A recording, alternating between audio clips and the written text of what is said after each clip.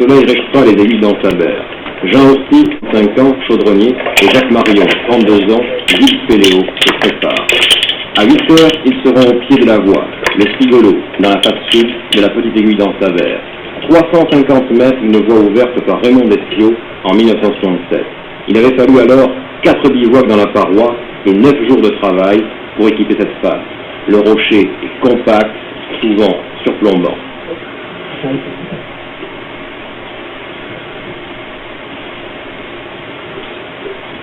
À 9h30, le socle est avalé, c'est la sortie du Dièvre. Jean Hosty quitte l'arête vers midi et atteint la seule ville de cette paroi à 13h45.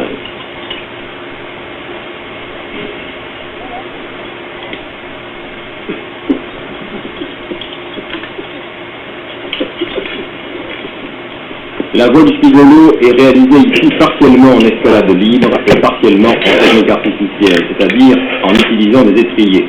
Cela pour Jean Hosty et Pierre Superville. Jacques Marion, lui, travaille à l'américaine en technique spéléo. Il se hisse sur corde fixe avec ses poignées autobloquantes.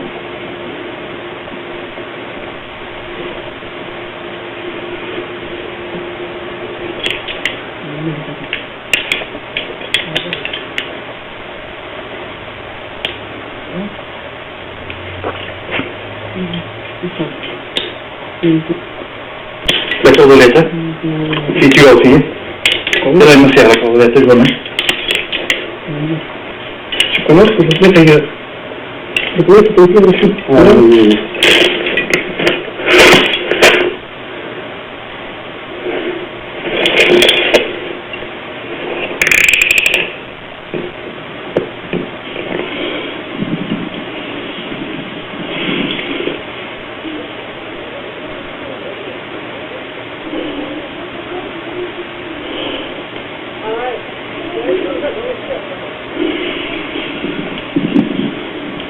Vers 15h, les grimpeurs sortent sur la gauche, ils ont préféré la sortie classique du Spigolo.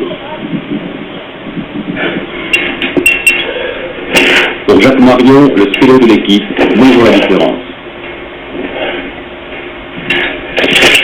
Ah super, on n'a pas du tout l'impression de vertige, mais là oui. Là il y a le gaz qui est dessous. Et en spéléo on est type pneu quoi, on existe sans frottement et tout. Et là je suis remonté à des endroits où il y avait pas mal de frottement. C'était limite quoi. Enfin ça c'était bien. Hein. Après un renouvellement rapide, un changement de chaussures, nos 3 hommes vont se précipiter vers le massif de la Pierre Saint-Martin.